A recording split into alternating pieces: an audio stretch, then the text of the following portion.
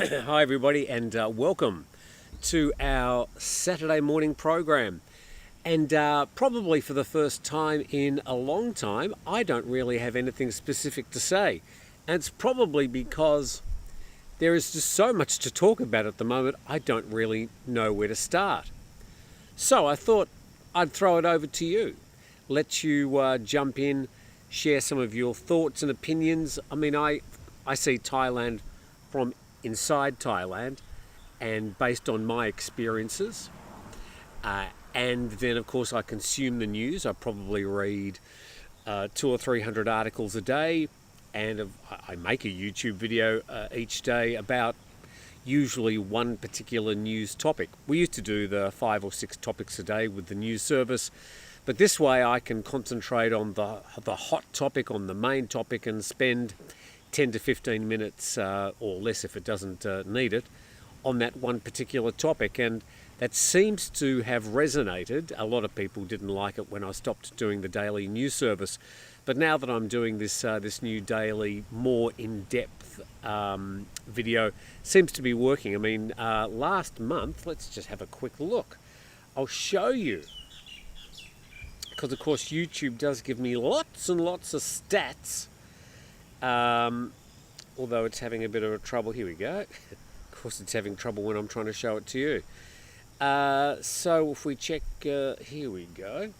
So you can look at the last 6 months there, and last month was the highest month we've had, and the trend has sort of been creeping up. Usually this time of the year is the quietest time of the year, and we also had nearly 720,000 views last month, which I think is just about a record as well. So the channel's going okay. Subscribers, we're 48,500. I have to do something for 50,000 subscribers, don't I? I don't know. What do I do? Hold a party here in Thailand where 2 people would come. Lemonades for everybody. I don't know, you tell me what I should be doing for our 50,000 subscribers. And let me tell you, every single one of those subscribers, as distinct from some of my erstwhile competitors, are 100% earned from me, not bought. Yes, you can go out and buy subscribers, but it really just makes your channel look more popular than it is. You don't actually get any more money, but you get some sort of I've got 100,000, 150,000 subscribers. You get that particular honor, but every single one of you has been hard earned, and I really appreciate that. So yeah, what things are driving your conversation about Thailand? Is it the border skirmish, which sadly far too many people die? I can't remember the exact number. And the problem, as I've suggested during the week, has been exacerbated by a lack of information from the Cambodian side. And I think, if I could be absolutely frank about it, if I look completely dispassionately, sort of from a 30,000 feet type view, the difference between the Thai media reporting and the Cambodian media has been light and day. Light and shade, black and white. There's been a lot of difference. The Cambodian media has towed a strong government line, and we just don't know if any of what they've been reporting is even vaguely true. I hate to say that. I did visit the Phnom Penh Post when I was there about 7 or 8 years ago and shown around the organisation, but it's been bought out since then.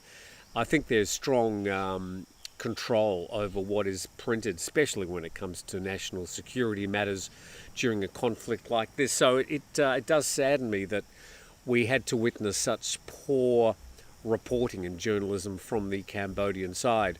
And as I said in a video a few days ago, I think the very best reporting during this conflict was from Channel News Asia in Singapore. They've had people on the ground on both the Cambodian, sorry, me scratching my nose this morning, on both the Cambodian and the Thai side, and I think they did a sterling job and continue to do a sterling job, Now we're sort of in that mop-up stage. The ceasefire is holding, and I'm glad to report that there is general peace around the border areas, and we hope that continues. Now, today's the 2nd of August. On the 4th of August, there's meant to be a sort of roundtable meeting between Cambodia and Thailand that will involve both army officials and politicians. It was to be hosted in Cambodia, but Thailand has since said, nah, they don't want it held in Cambodia. They want it held in some third-party area. I think China has offered. So whether that 4th of August meeting goes ahead or not is still up in the air. I hope it does, because at some stage the Thais and the Cambodians have got to come to some general agreement. Now, it's all very well to throw maps on the table and say, look, the French drew this map and this is where the border is. And then it's all very well for the Thais to say, well, we never agreed to that. And here, have a look at the geological sort of layout of the area, and this is why it should be in Thailand and not Cambodia. Well, they've got to sit down and work that out. Because if they're going to go to what ends up as sort of a war between those two countries over dotted lines on a map, really arbitrary lines, then there's not much future for peace, ongoing peace. And Thailand and Cambodia share a lot of share a lot of culture. They're both mostly or profoundly Buddhist countries. And certainly in the border areas, they share similarities in their language, even though Khmer and Thai are two totally different languages. But there are a lot of historical similarities. They used to all be sort of part of one larger kingdom. So I think it needs to be resolved. Okay, let's just have a quick talk. So we'll get into these. This one jumps out at me. Question, comment from Scarface. 50,000 subscribers. Maybe you can finish your video from your EV, which is just over there. I can even turn the camera around, you wouldn't see it behind the bamboo. But yeah, I've just been busy. Just getting a video out each day. It wasn't really my intention, but the news cycle has been so busy lately. It's just been important to get a lot of information out there. So I will, if I can, put some time together to finish that EV. I'm sort of 60% through it. I've just got to do the talky bits, and I've shot all the video. But I've had it for about 7 months, I have to say. And I've had a lot of cars over my life. It's the best car I've ever had. I love it. I think a lot of the problem... Oh, I got a coffee arriving. Thank you. Thank you very much. Well, you spilt it, not me. I have to say, I think a lot of the problems with EVs and people that have an attitude towards EVs is they do tend to compare them to conventional cars. Well, of course they do, because they both go out on the road. They both basically do the same thing of getting you from A to B around the roads wherever you live. But if you have a look at an electric car compared to a internal combustion engine, diesel or petrol, and you sort of peel back the bits of steel that's wrapped around it, probably the only similarities are a wheel on each corner and a wheel that you turn. In some cases with the electric cars, the wheel that you turn is not even connected to the actual wheels, either front or rear. They use a bit like the Airbuses, a sort of a drive-by wire system. So you should be looking at an electric car as a refrigerator with 4 wheels instead of trying to compare it to petrol cars, because there is very, very, very little in comparison. I think an electric motor has got 8 moving parts, but an internal combustion engine's got 230 moving parts. Very, very difficult to compare them because, I mean, apart from, how fast it can go or how often it needs servicing, there's not much to compare between the two. Anyway, I will get around to it because I think a lot of people do just have the wrong idea about electric cars. Anyway, we'll get into that. So, okay, third-party reporting better. Here we go. Aussie Rules says CNA and Al Jazeera. Yes, Al Jazeera have been doing a very good job as well. I should have mentioned them. So thank you, Aussie Rules, for doing that.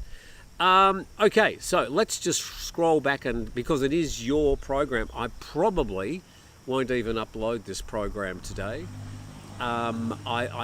This is really just between you and me, just having a chit chat about things that you may want to know about. If I know, I'll tell you. If I don't know, I'll tell you I don't know. And we'll see if we can come up with any commonality.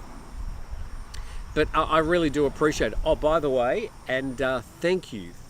I will publish a quick list of all the people that have contributed to buy me a coffee. I've switched from, we're not accepting any support on the YouTube channel anymore. If you do want to support the channel, there's no obligation. I'm not even asking you to do so. But if you feel inclined, if you feel like you get some information, something useful, maybe a small amount of joy, if you like the shirt, I don't know, whatever it is, you are welcome to buy me a coffee. There's a link in the description of this video. Surprise, surprise, but that's where you can do it. But thank you very much to all those people that have done so over the past couple of weeks. I will put a list of your names, and I'll publicise those because I have been very appreciative. I have a coffee here. Most of it survived the journey from the kitchen to here. We had Daisy here a moment ago. Yesterday we had another cat that spent the day just up here under the tree, and it was petrified of Daisy, but it was okay with us and the other cats. So it must have had a bad run-in with cats. It was only small. I would say it's probably 6 or 9 months old, but it had a few bites and scratches. Pretty much a stray cat. But of course we said, oh, we won't feed it. Well, we gave it 2 meals. I figure it might be back. We'll see what happens. It's got sugar in it. Bill G. Happy day, Tim. I've seen more and more news in Chiang Mai regarding drug busts from the border and foreigners getting caught as drug mules to other countries. In your experience, is that normal? Sorry, I'm just actually trying to figure out if this is the Bill G I was having arguments with yesterday. Rather long, protracted argument. I haven't got time to look through. If it is, I need to have a talk to you, Bill. I've seen more and more news in Chiang Mai regarding drug busts from the border and foreigners getting caught as drug mules to other countries. Yeah, well, that does happen quite often. At the end of the day, especially right there up in the north of Thailand, that area they call the Golden Triangle, which is where the borders of Myanmar, Thailand and Laos converge. It's quite a big area, and a lot of it is, a lot of what we describe as the activities in the Golden Triangle happen in northeastern Myanmar. Don't hold me to this, I think it's called the Shan State. But anyway, we'll move on. It's a lawless area which has got a lot of drug factories. And we'd like to say hello and good morning to Daisy the dog. No, your friendly cat isn't there anymore, Daisy. Do you want to say hello? Hello. There you go.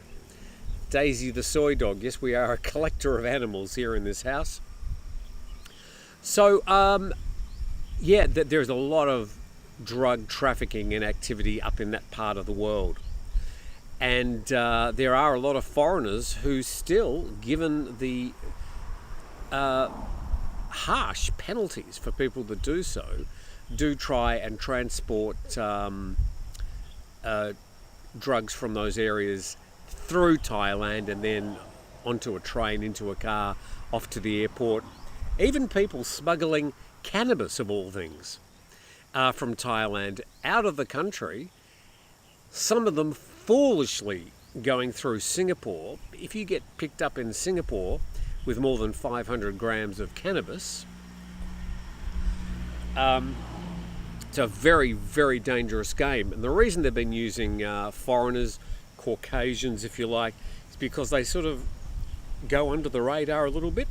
The police are sort of looking for Burmese traffickers, Thai traffickers, Lao traffickers, but the Caucasian traffickers sometimes go undetected. But the people are a lot of money involved, and they are prepared to take the risks. But I mean, there is a certain amount of these drugs that are caught and intercepted, but we imagine that a large percentage, maybe more than 90%, get through and make their way to other countries and cause havoc in those families.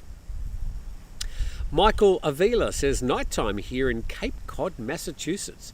It's a very nice part of the world. Don't usually see your live streams, but love the Daisy. Well, there was Daisy, and she's now just sort of hanging out, watching the show as it happens. And she's just a very happy little dog. I've had, in my past, I had 4 Border Collie dogs, had a Corgi hanging around when I was very young, and now this dog. The Border Collies were a lot smarter than Daisy, but Daisy's a very loving, happy dog, and she is a joy to have around. Okay, so let's see what else we're talking about today. This will be me digressing a lot today. You're driving the conversation. If you want to make some comments, if you want to fire some barbs at me, if you're critical of some of the videos we've made as our staff arrive with our very noisy gate in the background.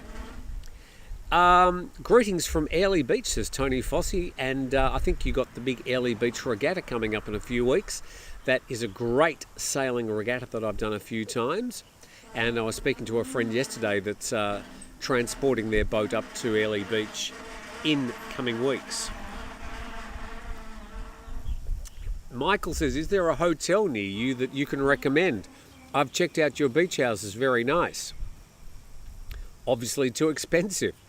If you do want a cheaper alternative for accommodation in the area, I'd recommend Makai, M-A-K-A-I. You can turn it on, but there you go. I think he's being very quiet, just wheeling it past after... I'm sorry, Daisy, the cat's gone. Can't do anything about it. So, yeah, Makai. Makai Villas, Makai something or other, M-A-K-A-I. I can recommend them. They're up in town, right in the middle of the street, probably about 1.5 kilometres from the beach. But they're around about 900, 1,000, 1,100 baht a night. They have been very busy recently. A lot of Thais like going to the Makai Cafe, which is an old tin miner's shed, which has been converted into a very funky and popular, with the young Thais, little coffee shop. So, yeah, Makai would be a bit cheaper. Michael, if you want a cheaper alternative to our beach houses. Scott D, who's been around going back to the Thaiger days. Now, I think this last week was my 3rd anniversary since leaving Thaiger. The 3rd anniversary, I'll have to, 2nd or 3rd, must be the 3rd. Sorry, I'm just trying to work this out. My brain is gone. Where are we? Lifetime. Where do we go back to? Sorry, the phone's a little bit slow this morning. Here we go. It goes back to... Oh, God, it doesn't even tell me, really. 2022... This is the 3rd anniversary. So, my life for the last 3 years has been excellent. I've been very happy. The first year I spent in Phuket establishing the YouTube channel. Then since moving up here, of course, we've been doing the renovations. Yeah, we've been doing the renovations for 2 years. So it's 3 years since I left the Thaiger, and the best 3 years I've had maybe even in my life. I'm happy, I'm healthy, I'm content. I eat 3 meals a day.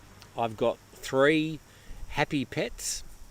I've got plenty of support and interest in the beach houses. We're 80% booked for the high season. And I wake up with the beach 50 metres away every day. And I got up this morning and got to oil that gate. And I was just having a quick sort of flick through the comments from last night. And the sound of the waves washing onto the shore, it went back to sleep for another hour, which is great, isn't it? Scott D. Anyway, hi Scott. Scott's been supporting us even before I came back to southern Thailand. Question, when was your last visit to Bangkok? Do you ever miss any of the venues there? Shopping malls, concert venues, particularly restaurants? Yes. Living here is great. It's quiet. I've got the beach. We've got fresh food.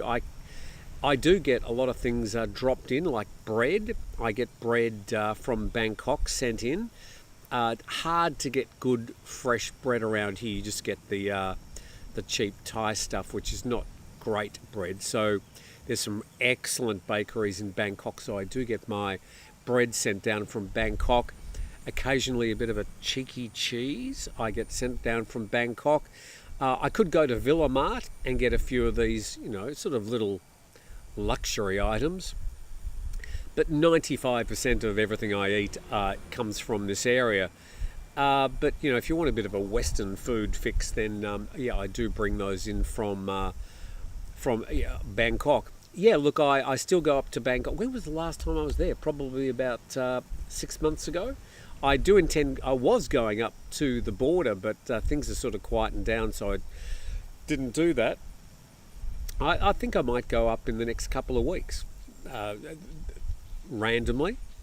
But I do miss the shopping malls. I do miss a good concert. The last time, that's about 3 or 4 visits back, I went to a concert in Bangkok. Yeah. Of course, Bangkok is an amazing city. I think it's probably the most exciting city in Asia. With all its chaos, it is just an amazing place. So the way it functions, the fact that it functions at all, I do find amazing. Just going to turn this around a little bit. There we go. So I think a little bit better. So, I do miss Bangkok and some of the little things, but I think as far as entertainment's concerned, these days with a 75-inch TV, YouTube and HBO Max, I can sit down and watch a concert of amazing artists pretty much every single night of the week. I can sit down and watch just about any movie I want to see, most of them free, some of them I'd pay for. So, it's not quite like it used to be, where you could really miss a sort of a big, angry city. But I suppose I miss a bit of the vibe. I miss some of my friends up in Bangkok. Many of them come down to visit me here. But yeah, I do. I do miss Bangkok. I used to love working in Bangkok. I'd be up there for 5 days a week, then back in Phuket for 2 days a week. And I think the fact that I was able to come back each weekend kept me grounded to southern Thailand. I wouldn't like to live in Bangkok, but very happy to visit there, and I always enjoy it when I do. Damien Jesser, hi Tim and all. Mike, Southeast Asia, hi Tim. It seems Thailand and Cambodia should meet to determine where the borderline should be drawn between the two countries. Any plans upcoming? Well, yeah, August the 4th is the date when these two administrations and their armies do get together. I think with Thailand's prime ministership still sort of hanging in the balance, as in Paetongtarn Shinawatra is currently suspended. Her time with the Constitutional Court will probably be held later this month in August. And then it will determine whether she gets to return to the job, whether she is stood down, or whether she decides to resign. I don't think she will resign. I suspect she might be suspended.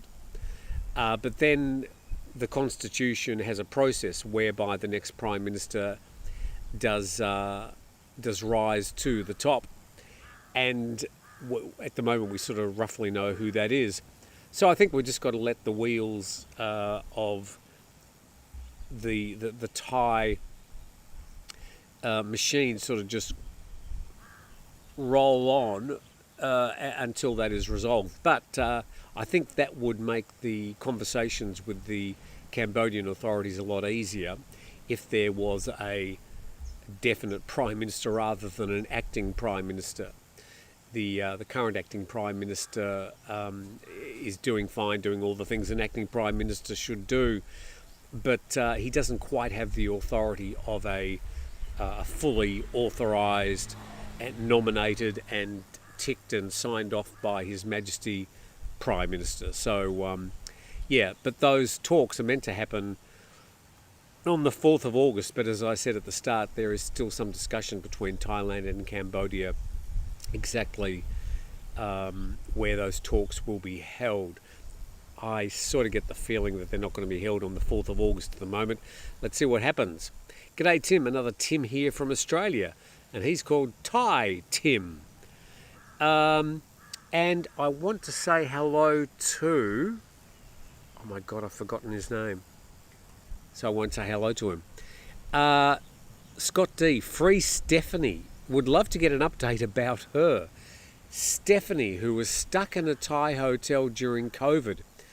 How did her trip end up 5 years ago, having to pay for 2 luxury hotels per night simultaneously due to the pandemic lockdown? I can't remember the full story, but I do remember Stephanie. I think she got back to Germany in one piece.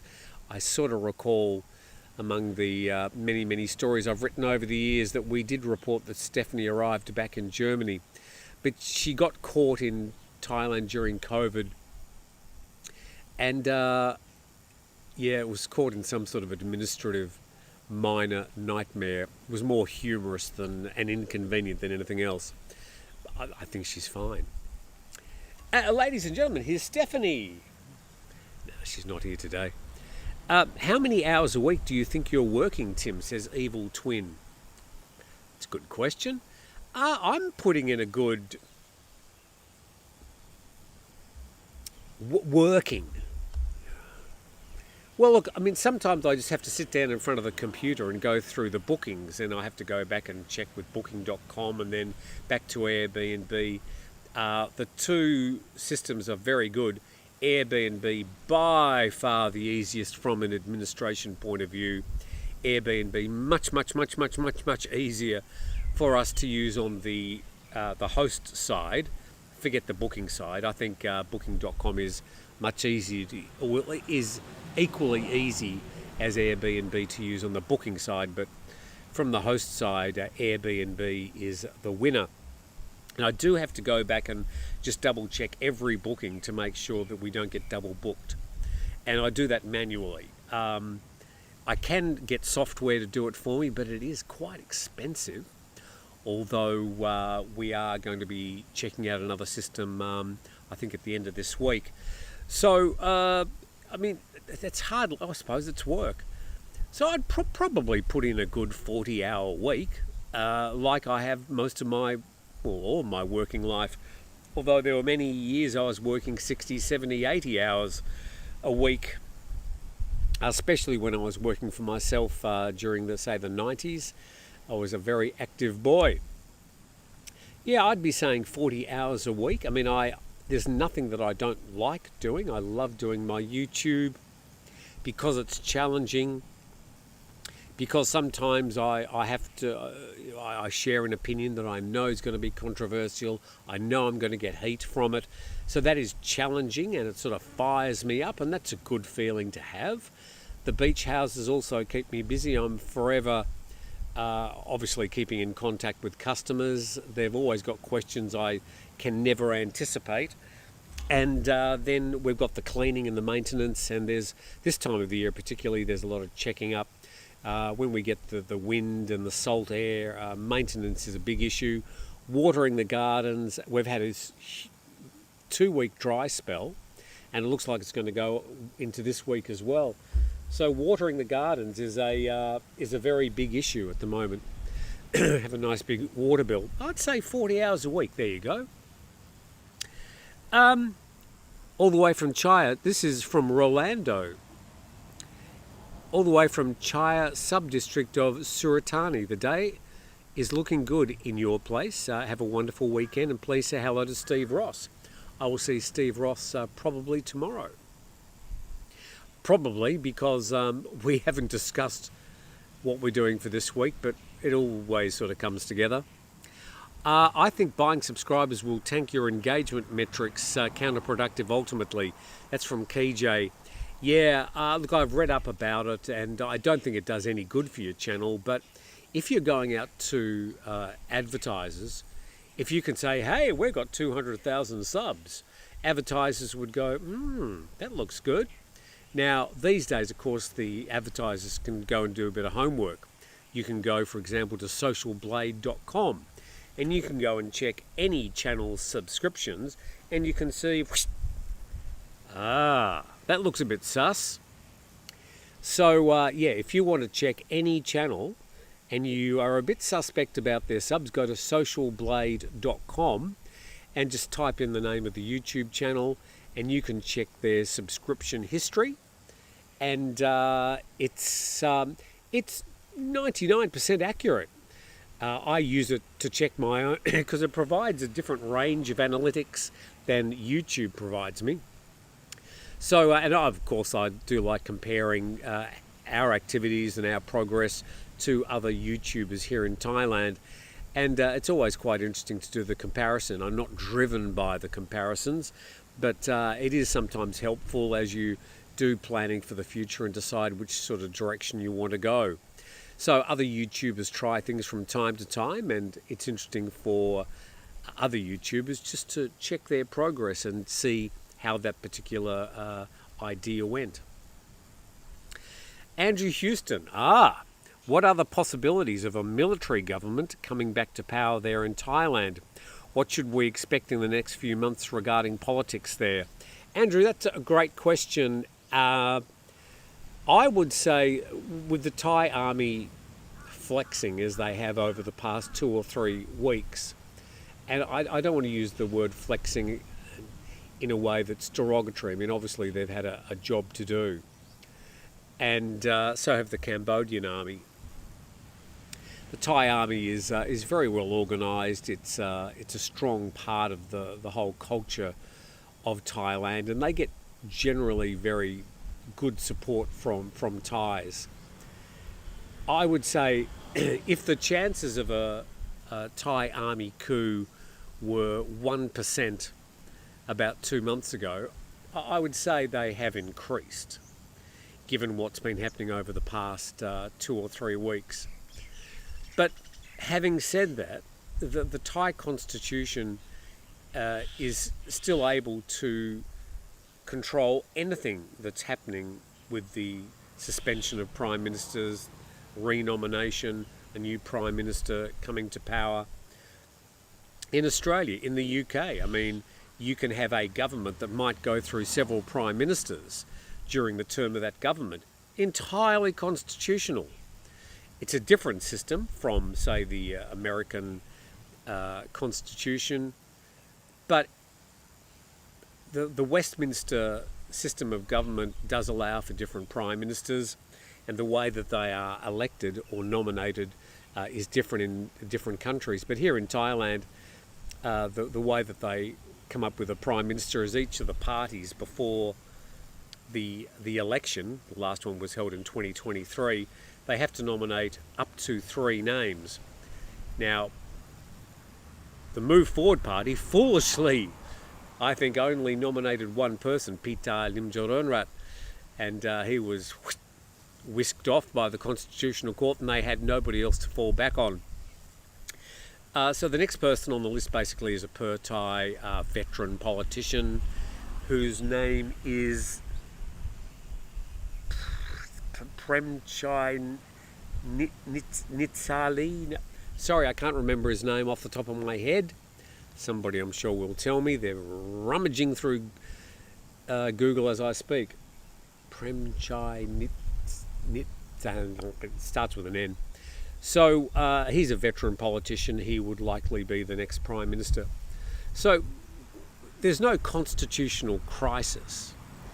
And Thailand's economy is languishing a bit at the moment. It's not bursting forward. It's probably one of the, except for Myanmar, it's one of the worst performing economies in Southeast Asia at the moment. But it's still the second largest economy. And I don't think there's any reason that the army would want to have a coup. There's no trigger. And the current army general, the head of the Thai army, has said many times that there will not be another coup. Now, I know that's been said in the past, but he's said that probably 5 times. I just don't get the sense that there's any triggers at the moment. There you go, that's my answer. There's no free press in Cambodia, says Paolo Gaeta. Yes, that is the way I think about the situation. I think the behaviour of Cambodian media during the recent conflict has been despicable, and they should have a really serious look at themselves. Scarface, 50,000 subscribers. Maybe you can fit. Right, go did that one. Where is your silver plate?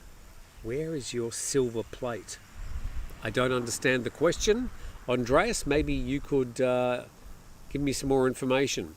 Bill G, any news about the landslide at the temple from last year?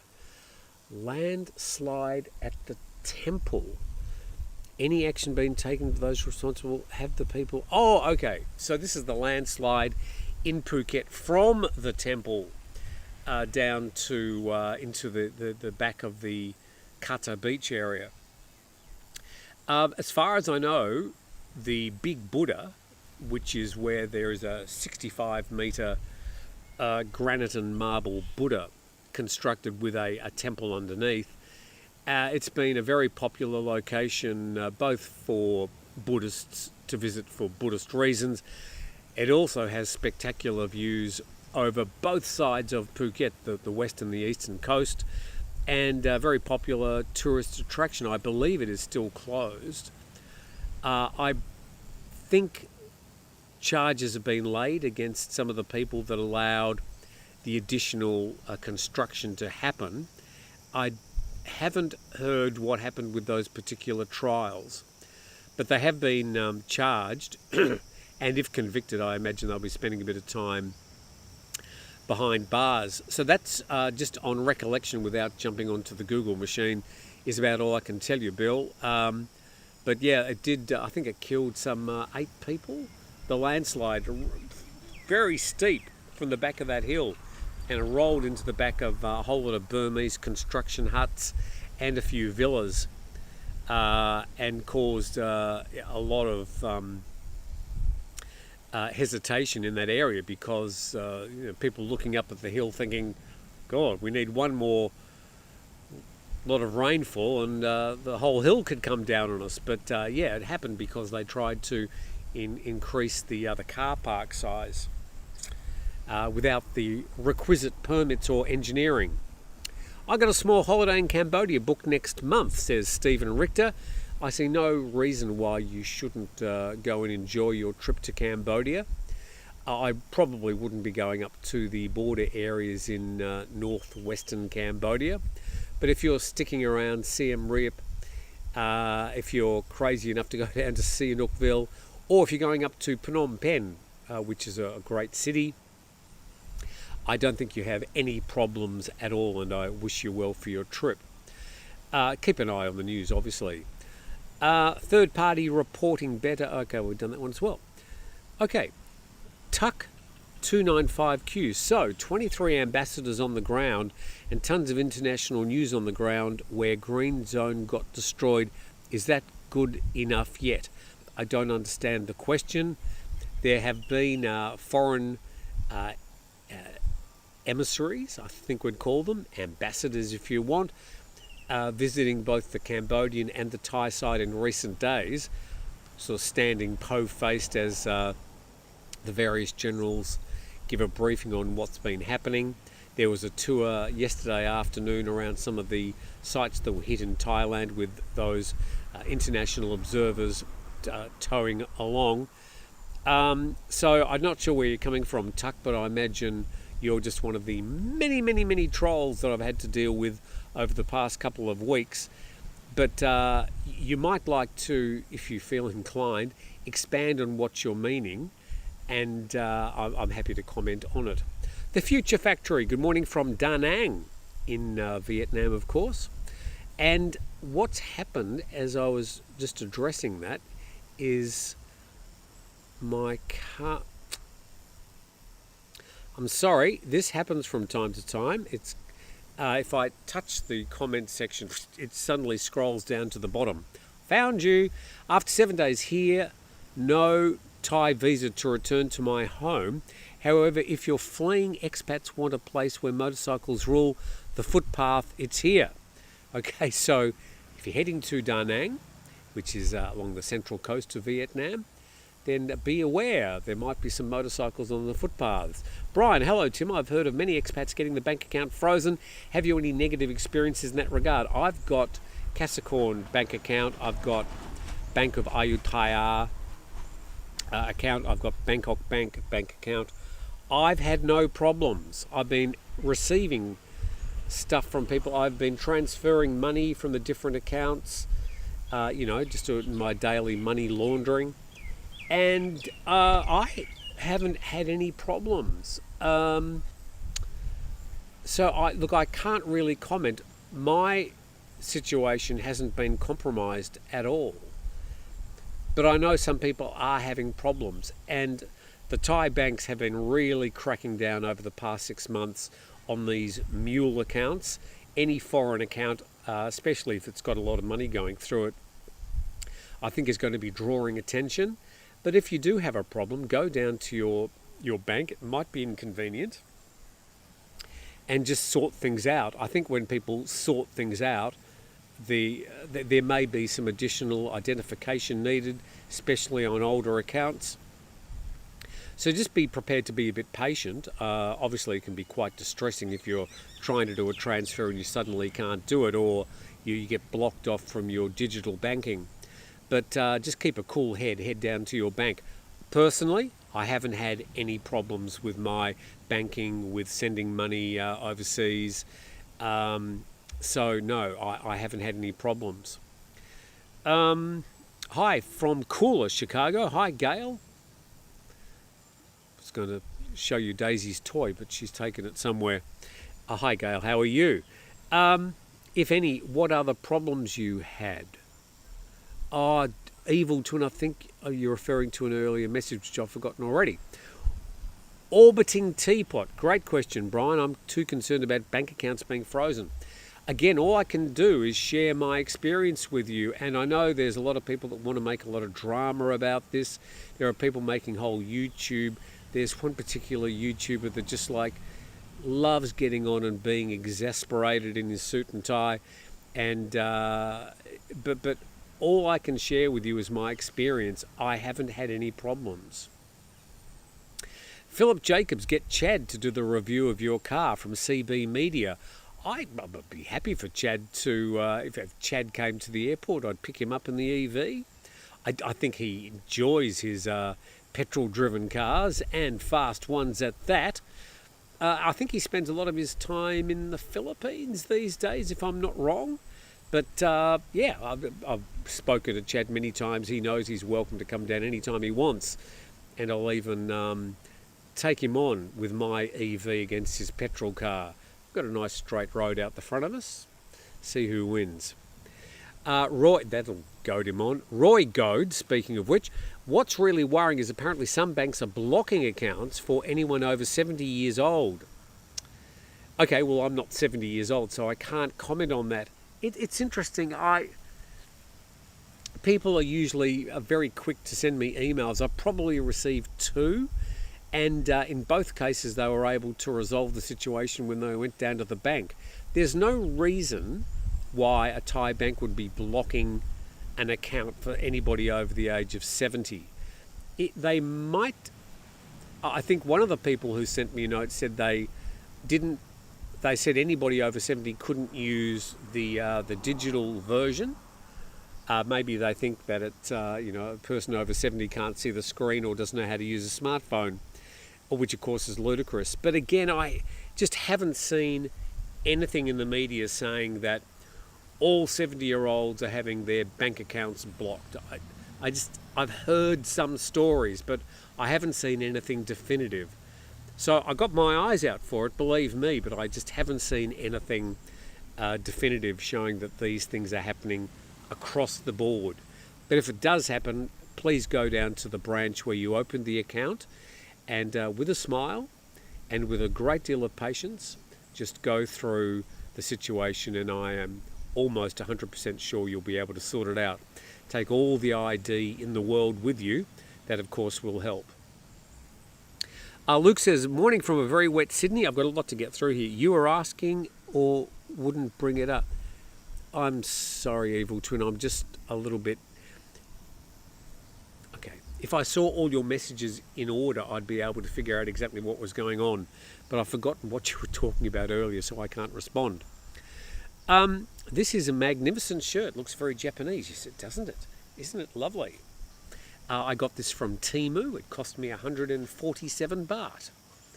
And it's built out of a sort of a silky polyester. And I'll probably get a couple of years out of it. But yeah, I get most of my shirts from Temu. And they arrive about 3 days after I order them. And I am very lucky to say that I have had 0 problems with getting things from Temu, and they have been a very important part of certainly the decoration of the beach houses. When it comes to construction materials and furnishings, more so Lazada have been an important supplier. But 90% of everything I've been getting for these houses has been coming from either Lazada or Temu. Bill says, feed a cat, own a cat. Yes, is it? I think it might turn up again. That's how the other ones came into my life. Hi Luke, I'm in Sydney near Manly. Weather is terrible. Damien Jesser, soy cat, haha, feed once and now it's ours. Don't do drugs, says Fun-Sized Media. Bill, 100% now your cats. Hi Tim, have you any update on renewing your driving licence? I haven't done it yet. It's actually a few months overdue. Usually you just go and you pay the back fees and there's no problem.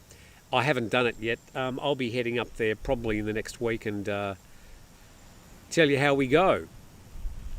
Celebrate 50,000 by going back to daily news programs, says Jay Paul. Won't be happening, but thank you very much for the suggestion, Jay. The future Bill G. Yes, I am the same Bill G. We need to have a chat, Bill.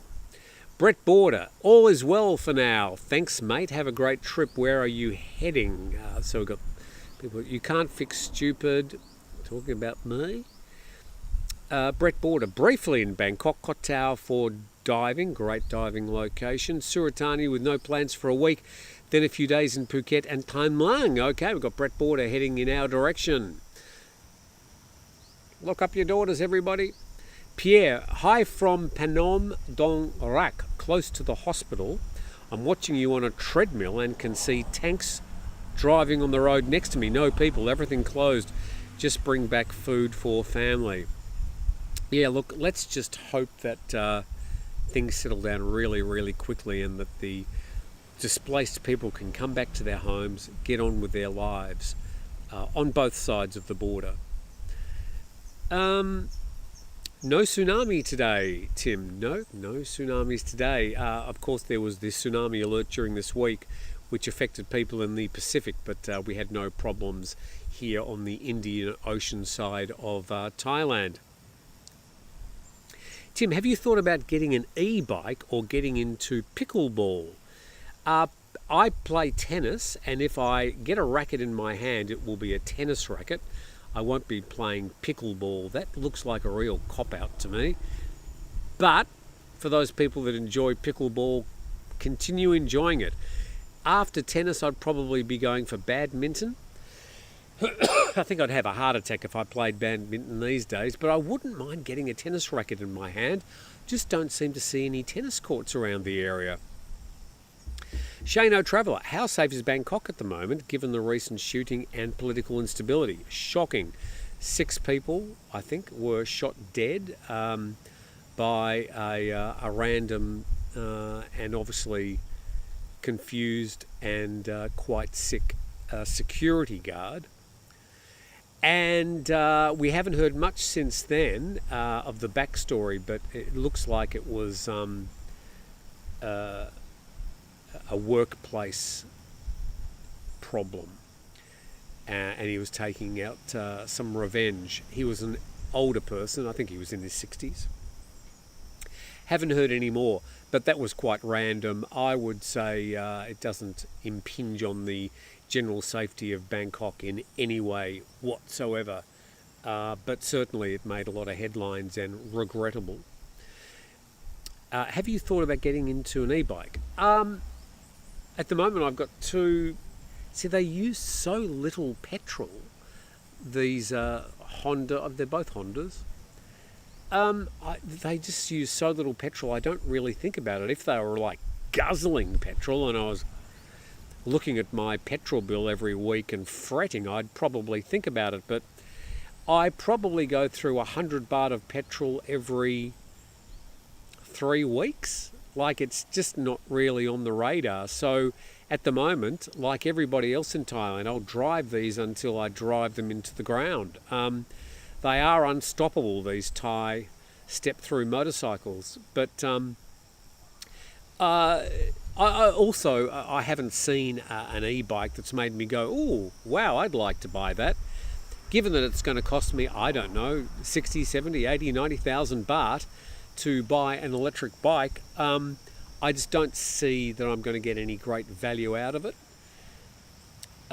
With the car, I had to buy a new car, so I had the choice of buying this car or that car.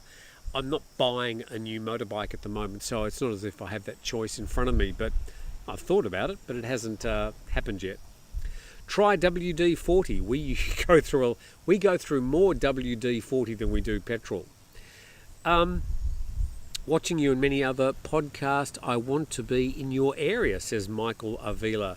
Yes, I've got a beach just out there beyond the gate, and I'm very, very lucky to have come to that part of my life where I'm living on a beach, which I think I've sort of wanted to do ever since I left the beach town I was born in all those years back.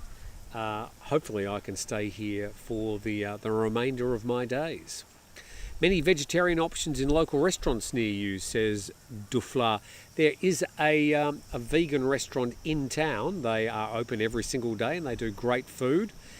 Everywhere else you can ask for vegetarian options. They're all quite willing to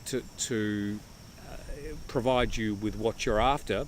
But there is there's at least one fully vegan restaurant and advertised on their sign out the front in Thai Mung. Try cooking sourdough. I'm just all the time and effort involved in cooking.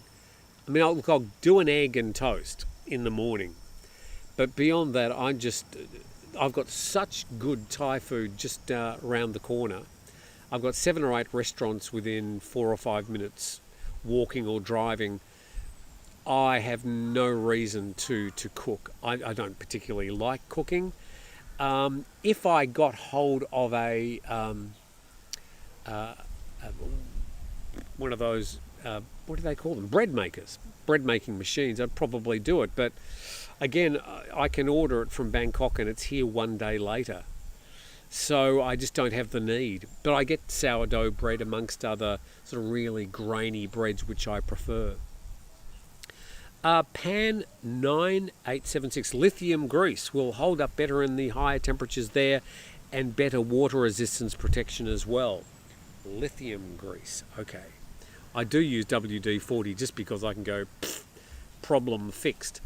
The motorbikes, the engines of my petrol cars, the locks on the doors in particular, anything metal gets liberally sprayed with WD-40, especially this time of the year. The swimming pool I bought, it's got a metal frame, and I see a few patches of rust from time to time. They get a sort of rust paint over the top of them, and where the joins are, get a bit of a spray from the WD-40. But the newer versions of these pools come with plastic joiners, which this one will last another 2 or 3 years. I'm looking at it, that's why I'm not looking at the camera. Okay, I'm just banging through these as quickly as I can. The bread there is halfway to fairy bread with all of the sugar. Yeah, a lot of the Thai bread does have sugar in it. A lot of it is highly refined or just white bread, and I tend to avoid it. Ed says, nice channel, it's enjoyable to hear your informative topics. Have you noticed the trends with unruly tourists, and do you fear Thailand might impose very restrictive visas down the road? Look, we did have, I think, a few highly publicised news stories at the start of this year during the last high season. They do tend to hit the media because everybody out there, everybody's got one of these, and they video them and they put them online, and then TikTok and Instagram, everybody watches them, they go viral, and it makes Thailand, or any other place that these incidents happen, look unsafe. The more foreigners that you have coming to these tourist zones, getting a whole lot of different foreigners, a lot of them there to have fun, have a bit of a drink, and it can lead to a bit of unruly behaviour, and so some of that ends up online. I think I can say that Thailand is still a very, very safe place to visit. If you're going to get on a motorbike without a helmet, without a shirt, if you're going to go to Bangla Road or Soy Cowboy and act like an idiot, if you're going to get in arguments with security guards in Pattaya Soy 6, you're just going to end up having a bad day. But if you just want to come to Thailand, have fun, stay under the radar, enjoy yourself, it's still a great place to come to, and a very safe place to come to, in my humble opinion. The whole thing of cracking down on the visa exemption, they were talking about going down from 60, which they introduced last July, back down to 30. I think as a result of some of these highly publicised problems with foreigners behaving badly. But I mean, in the scope of things, in amongst the 35 million tourists that have come to Thailand in the last year, we're talking about a handful of cases, but they do make the headlines and they do make things look worse than they actually are. But 99.9% of tourists that come here have a good time, spend a week or two, go for a swim, go for a bit of shopping, go and have a few nights out, and then go home and say, hey, I had a good time in Thailand. It's that 0.1% that does make all the headlines. I don't think they're going to reduce the 60 days down to 30 anytime soon. I think at the moment it's all about trying to encourage tourists to come back to Thailand. So I don't think they're going to be changing it back to 30 days, again, in my opinion. Being Thailand, things can change very quickly, and if I'm wrong, then I'll make sure I tell you quickly. Opinion on the 180 of the newer generation in Thailand coming out to support the military and government when they were protesting them just before. Also, Cambodia's not taking advantage of the divide. Opinion on the 180 of the newer generation in Thailand coming out in support. What do you mean by 180? 180 people or 180 degree change of opinion? I'm not quite sure. This is from Alpha Nova Omega. I don't really understand the question, so I'm happy to opine. Look, at the moment with the actions of the Thai military, there has been a huge surge of nationalism. People flying, even along this street here, Thai flags, or buying new or bigger Thai flags. I think in Bangkok recently, some of the bigger buildings have been lit up with the red, white and blue of the Thai flag. There has been a huge surge of nationalism, and if you asked people what they thought about the Thai army this week compared to a month before, you would see a huge 20-30% increase in support, I would say. That's the way I see it, if that's what you're asking. Tim, do you have a funny story about Steve that you can share? This is from Jim Riggs.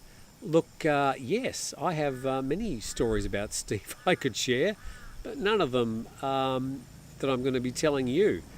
Steve will tell you himself. And you can watch Grumpy Old Men, and Steve waxes lyrical about a number of issues, including his various exploits, both in his previous time in Thailand and now. So I'll let him do that. Thai Army reaffirms commitment to something or other. I just get these feeds from different news sites all day, every day. So, I'll let Steve do that himself. Steve's a character, and we like it that way. Fun-sized media. I still can't believe a 7-Eleven was bombed accidentally on purpose. Look, we did a video about that the other day. There was some conjecture, some conspiracy theorists who were saying it couldn't possibly have been a Cambodian weapon hitting the 7-Eleven, and they were giving all sorts of reasons why it couldn't be so, and I provided a whole lot of reasons why it could. But at the end of the day, there's probably a handful of people that actually know the truth on that.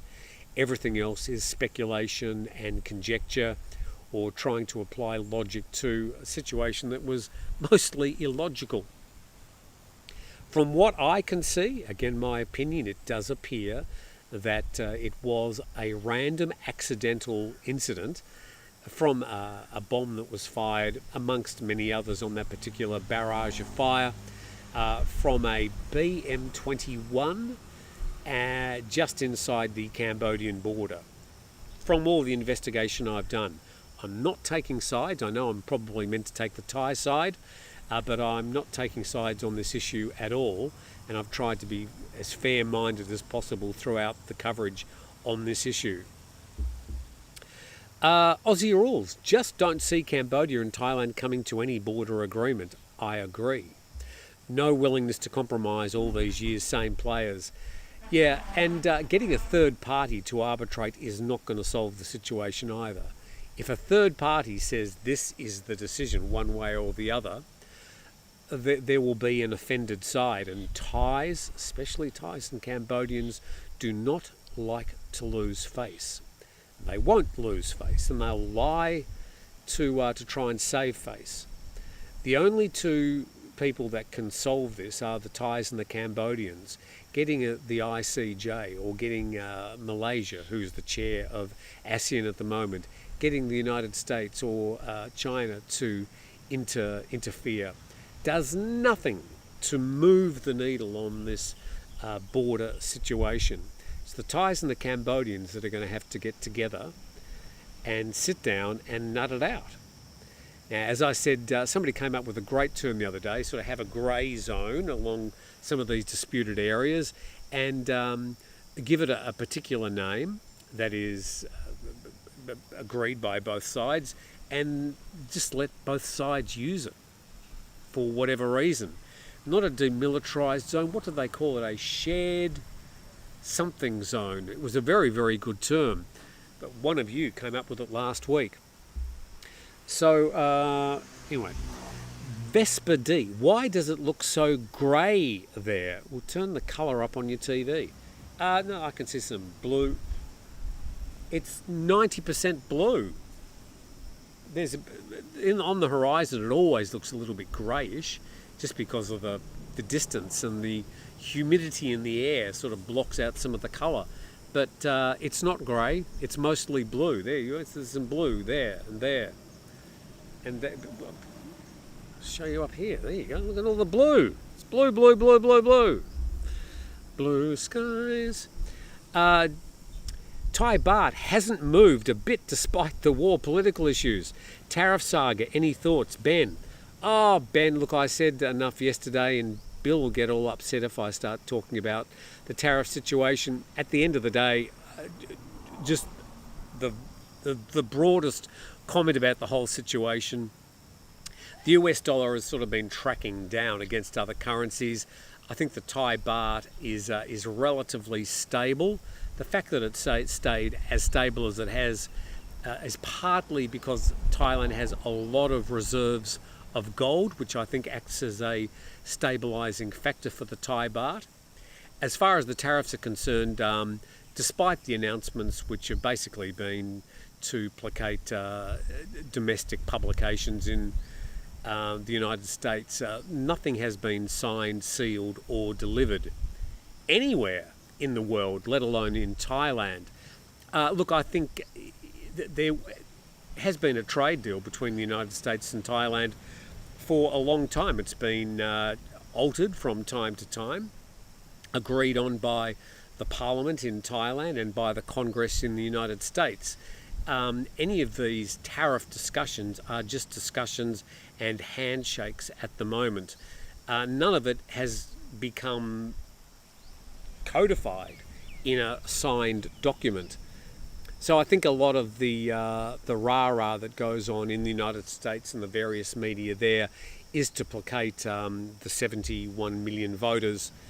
But from this side, and all I can do is see it from the Thai side, is nothing has been decided. Now, I think there is a great opportunity for Thailand and the United States to update their trade agreement, but that's not done by one person saying this is what's going to happen. The way tariffs and trades are decided is by both sides getting together, sitting in a room, putting their cards on the table and saying, here is a problem, this is what we'd like to sort out. And Thailand has always in the past been very happy to sit down, and they've done trade deals with 170 different countries. ASEAN has also got a very big part to play. And as far as ASEAN's concerned, I think they've had quite a large role in trying to keep these proposed tariffs as low as possible. That's, of course, unless you're Myanmar and Laos, which I think have been given a 40% tariff. But there's so little trade done between those countries. Even in Thailand's case, I think the US is the second or the third largest importer. Sorry. Thailand is either the second or third country that Thai exports to. And I mean, if trade with the US stopped tomorrow, it wouldn't destroy Thailand's economy, although of course Thailand wants to continue trading with a long-term friend. For people that sort of want to point to me and go, oh, you're liberal or you're a Democrat, or I'm not American. I'm looking at this generally from 30,000 feet down at the whole situation. And yeah, I suppose in some cases I might be taking the Thai side on this, especially if I see that it could be detrimental to the Thailand economy. But beyond that, when people sort of see me commenting about things, they take it to heart. They think I'm talking about US domestic politics. I couldn't care less. But when the things happening in the Great Republic start affecting other parts of the world, then I feel inclined to make a comment about those issues without making any comments about the people making the decisions. Bill will be back. Thai baht hasn't moved. Okay, there we go. Alpha Nova Omega. The rockets used to bomb the 7 are old Soviet-era type Grad rockets. You aim an area not... That's right. You cannot aim the rockets from the BM-21. So that's why there's plenty of rockets that fell on the other side of the road and in the fields around. The 711 was just in the wrong place at the wrong time. I think most people have agreed on that. Ben, based on stock market mostly, what gold is worth as I understand? I'm going to try and just zing through these. Thank you everybody who's dropped in. By the way, if you feel inclined to support the channel, for whatever reason, we have Buy Me a Coffee. And like this, I've had this cup, very Art Deco with the sort of platinum coloured trim. I brought this coffee set, tea set, all the way from Australia. I've had it for about 40 years and I happen to love it. I don't have a thing about tea sets, so don't start commenting on it, but I do like these cups. Ugh. It's cold and there's sugar in it. Good morning from South Korea, says Jeff Whitty Art. Okay, let's go. What a convenient communication channel for you to get in touch about the beach house. Oh, what's a convenient? Okay, if you go into the description, there's the website beachhousethailand.com. If you want to have a look at all the beach houses, if you want to check the availability or the rates, they change all the time. At the moment, it's quite cheap because it's quiet. Over the high season, they're a little bit more expensive, but our prices this year are much the same as they were last year. We haven't put them up. So yeah, Beach House Thailand, or you can send me an email at timnewtontoday@gmail.com. Okay, I'll wait while you go and get a pen. That's all right, we'll all wait. Are you ready? beachhousethailand.com, link in the description. If you want to send me an email, timnewtontoday@gmail.com. What is your prediction on high season in Phuket this year? Slow or back to normal crowd, says Brent. I think it's going to be busy. It's still busy in Phuket now. It's lumpy. There are some hotels that are saying, oh, we've got nobody coming. Other hotels which are 90 or 100% booked. Hard to predict. But being at the airport the last couple of times, it's been very, very busy. Flights are still coming in full. People sending me pictures of immigration, having to wait for an hour to get through immigration. Don't forget your TDAC before you arrive. So yeah, I think Phuket's going to be busy. Look, we really don't. There's so many variables at the moment in relation to the just geopolitics. We really just don't know what's around the corner. Everything being equal, I think Phuket will have a busy high season this year, as best I can come up with. Peter will make a comeback. This is Peter Lim Jolonrat, the former leader of the Move Forward Party, says Fun-Sized Media. Maybe sooner than that. It's okay. We're scrolling down because I've got so many comments here. And Andy Niven, Tim, did you hear the news about Laos having military cooperation talks with the Russian military? What implications do you think that will add in Southeast Asia? Polarised politics akin to Cold War front. Laos is very nailed to China. They've got quite a few belt and road projects, including the high-speed rail, which is excellent, by the way, from all the way through Laos into China, and also with the hydroelectricity dams.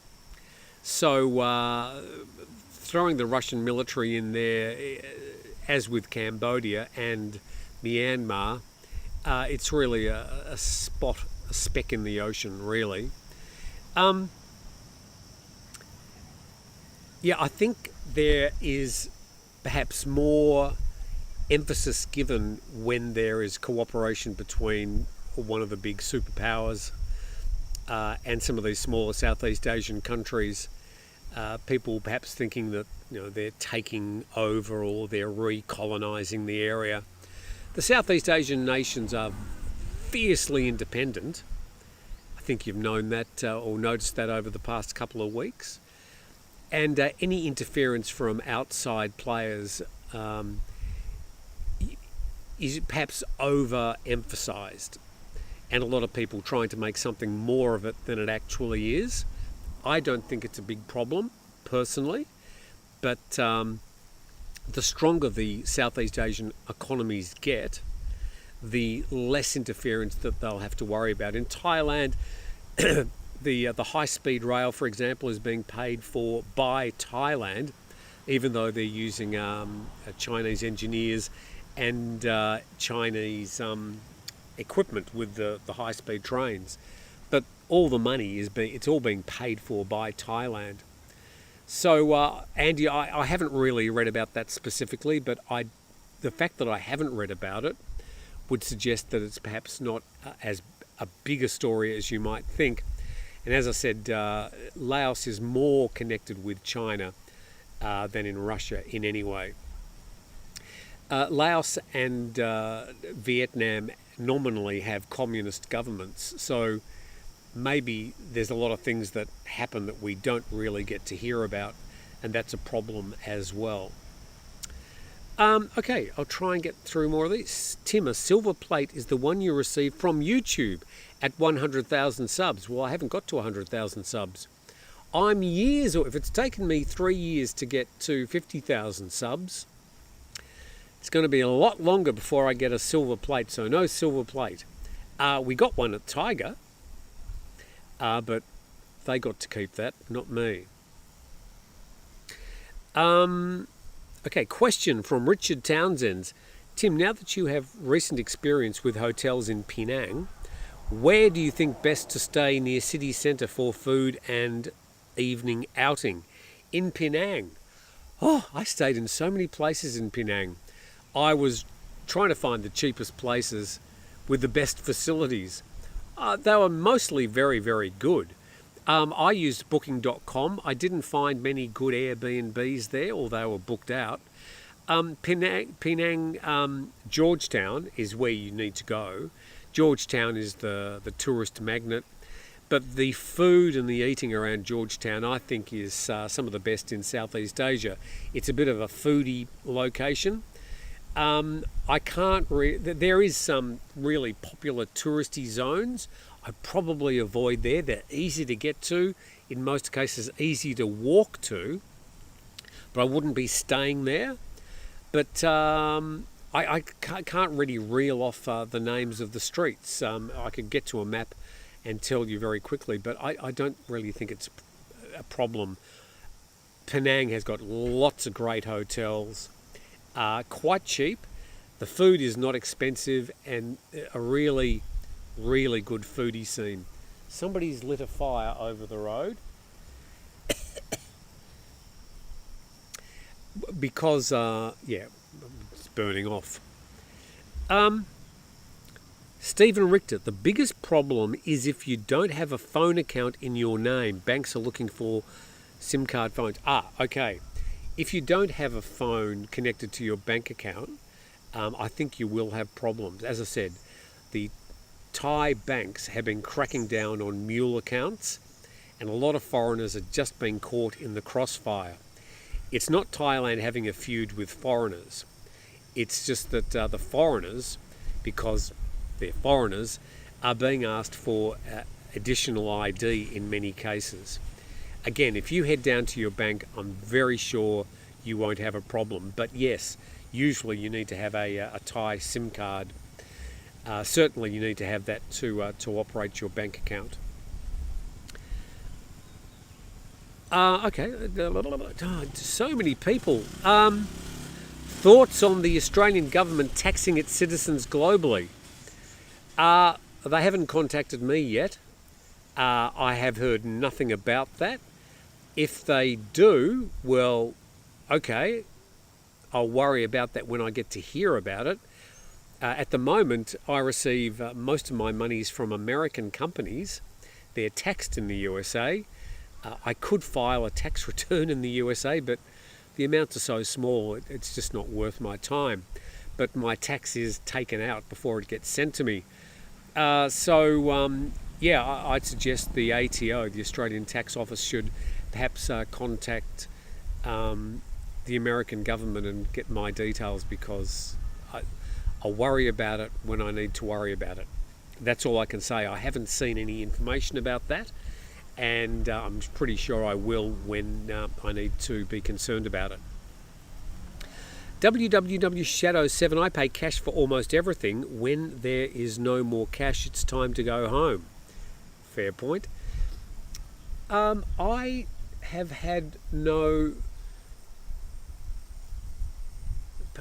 I pay 99% using the phone. It's got the QR code. I point at the QR code and I pay from my account 99% of the time.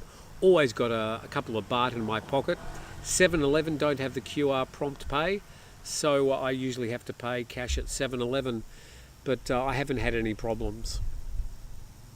Call me lucky. Tennis court, build one and they will come.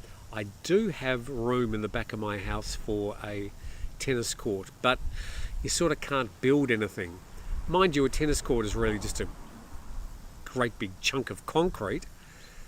They'd notice the nets, because I'd have to have big nets around because, the ball. I can't build one here. There must be a tennis court around, I just haven't found one yet. Okay, let's just go through. I believe that they're not actually targeting anything. To be fair, I blame poor military management. Okay, talking about the 7-Eleven thing. I think you must do Grumpy Old Men with a live audience on a Sunday. Look, the last couple of weeks we've had a live audience, like 1 or 2 people who have just been visiting the area and asked if they could drop in. There's really not much to watch. I mean, 2 men in their 60s talking for an hour. It's not really that interesting. We don't edit. Very, very rarely do we cut anything out. Very rarely. So I just don't think we're that interesting. But if anybody wants to come and look, where are we doing it tomorrow? I don't know. Probably up at Bun again. We've been at Chip Fair Lele the last couple of weeks. So if you turn up to Bun tomorrow at 8 a.m. in the morning, you might see Steve and I.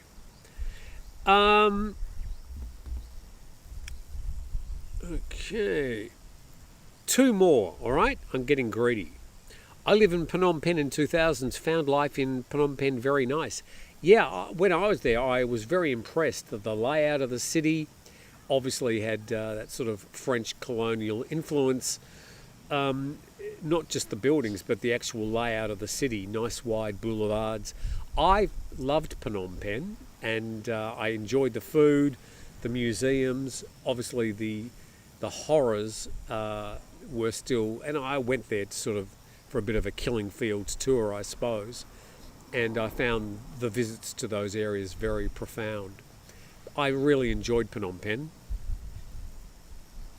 And okay, I'm a 3-week millionaire. Damien, make sure it's watertight. Lots of people are going to Vietnam instead of Thailand. It's much cheaper and more raw, says the Underworld reporter. It's not as if people are going, Thailand, Vietnam, or I'm going to Vietnam. It's just they're looking at where they're going to go, and there are more people going to Vietnam now than there used to be. But it's not as if Thailand is getting any fewer tourists. We're still, I think, checking the last 6 months, we're about 7% down on last year, year on year. But my high season for this year is looking good. Other people are reporting that they've also got good bookings ahead. So we might be a little bit down on tourists, but it's not as if all those tourists are going to Vietnam. Vietnam, and to their credit, and it's a great place to visit, are attracting more tourists. And I think it's becoming a lot more common to be on the tourist map than it has been in the past. So more people coming to Southeast Asia generally is good for Thailand and Southeast Asia. I think Malaysian tourism has also arisen. I think they're getting more tourists this year than Thailand. So sort of knocking Thailand off the top of the list for Southeast Asia. Vietnam probably still another year or 2 behind until they may or may not surpass Thailand. And Thailand might make a comeback. I think they need to sort a few things out in the tourist world. The TAT needs to get their shit together. But generally, I think Thailand is not dead and buried yet as far as being a good, fun location. It's got great infrastructure, plenty of hotels at every price, plenty to do, and it has a reputation, mostly good, as a place to go and have fun and get a suntan. One more.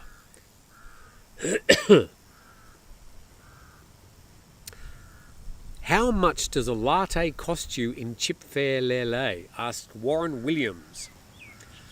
I think I pay for a coffee in a cup 40 baht for a latte, and I think it's 60 baht for an iced coffee. Steve might be able to update me on that. Now, if I go up to Bun, I think it's 70 baht for a coffee there.